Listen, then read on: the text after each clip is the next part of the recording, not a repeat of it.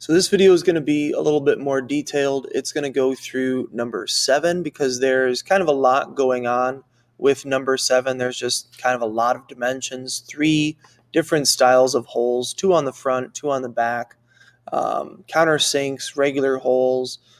There's a lot of just information. So let's get the basic part of it set up, and then we'll talk about kind of what's going on. So the overall dimensions are 11 by 4, and then I believe it was a half inch or a quarter inch filleting going around the outside. So this R.5 TYP means typical, and so typically all of these corners are going to be a 0.5 fillet unless otherwise noted. So this R.5 means all 4 corners are going to be 0.5. And once I've got this, and I could do this after the sketch or before this as a feature, but I'm just going to do it in the sketch so I can pretty much have this done and ready to go. And what's my thickness? Here I scroll down a little bit, and my thickness is 0.5. You can see that thickness. Now this is the bottom, and this is the top. So I'm going to start on the top, and I can see I've got dimensions for center points at each of these numbers, and it's coming down 2. And because these are all at 2, I'm going to be a little bit more productive about my time, and I'm actually going to use a construction line, and I'm going to find the midpoint, and I'm going to come across and place that. Now, you can see this is already fully constrained, and if I go to try to dimension it, it's going to be 2 because my overall dimensions were 4, and this is 2. Now, this, if you read what that said, it's going to over-constrain the sketch, and so this is going to be a driven dimension. Just meaning a driven dimension is just going to be a dimension that shows you kind of what's there, but I can't double-click on this and change it. So I'll just leave that there. And now I'm going to use my point tool and place some more points, 1, 2, 3, 4 in their approximate locations. And then I'm going to dimension how far in they are. So 4, 3, 7, 5, 1, 5, 5, 5, and 4, 3, 7, 5 again. So from the edge to the line, 4, 3, 7, 5, 1.5, 5.5, and for this dimension over here, it's the same as this 0.4375. And so I can just click on that dimension if it's supposed to be the same as it. The nice thing about that is if I go to change this dimension and make it 0.5, this one also becomes 0.5 because I set this dimension to be D7. And so looking at D7, I change D7, this is always going to be the same. And so if you know you want it to be the same distance in on both sides, that's a short little cut you can do too. So again, let's start with this hole here. It's a 0.25 through hole.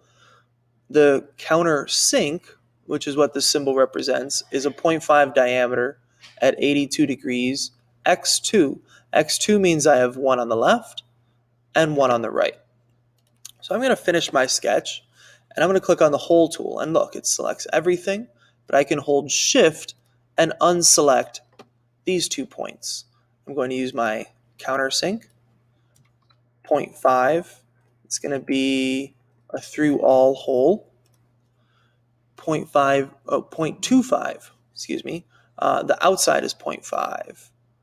There we go. Yep, the outside is 0.5, 82 degrees. The inside diameter is 0.25, going through all. Okay, 0.25 through, 0.25 through, 0.5, 82, 0.5, 82. So that's good. Again, my sketch gets used, so I have to come to the hole tool, hit the little triangle, right-click on Sketch 2, and share the sketch. And now I've got the rest of my points. And if I click on my hole tool, it should only be trying to put holes in the 2 spots that have not been used yet. It's pretty smart about that. So the last 2 holes are going to be 0.3125 through, again, going all the way through x2. And so that's just those two. 3125 is my number. And I'm going to uncheck the visibility because I don't care to see that anymore. And I have used every number from the front. And so this is good. I'm going to flip it over to the back. And this number right here has been kind of confusing for some people. The number 8-32. Excuse me. This is actually a thread callout.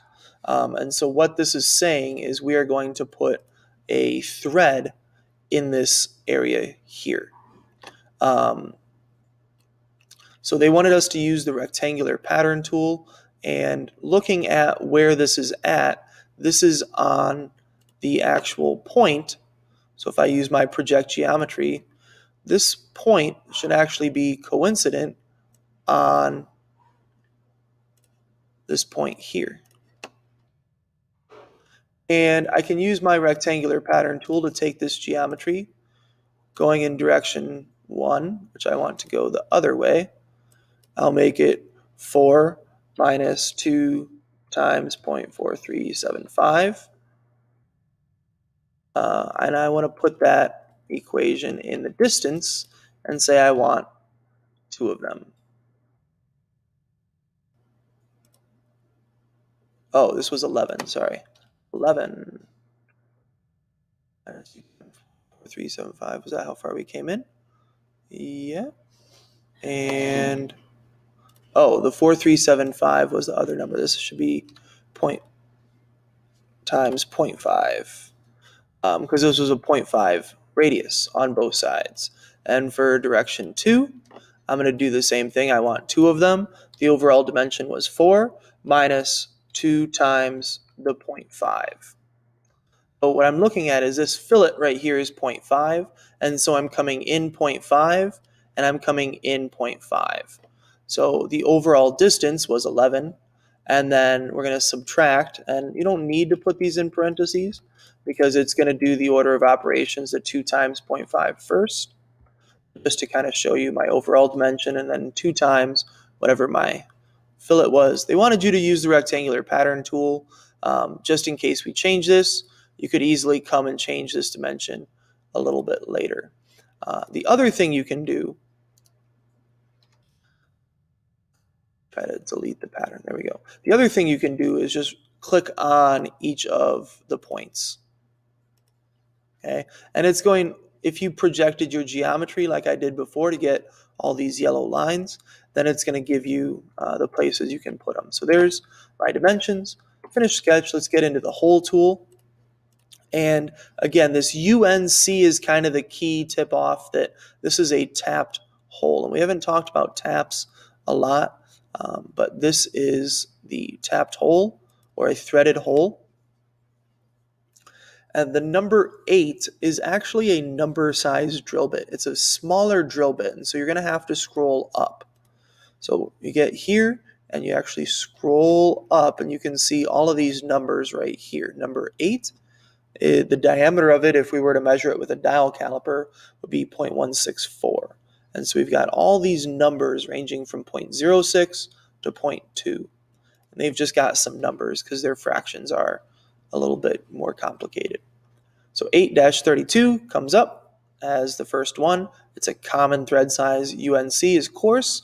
UNF is fine. So there's more threads that, so it's the thread size. And then the 32 represents the number of threads per inch. So that's the first part. The second part is the 0.2875. This is going down, okay? And so it's not going to go through all. It's going to go a distance. And it doesn't tell me that the thread should do one thing and the other thing should do something else. So just looking at this, I don't see the holes on the front. So I know the holes are not going to be coming out the front. So since I'm almost at the recording limit, let's finish this up. Full depth, and the distance is going to be 0.2875, 0.2875. And there you go. That's the back. This is the front. Thanks for watching.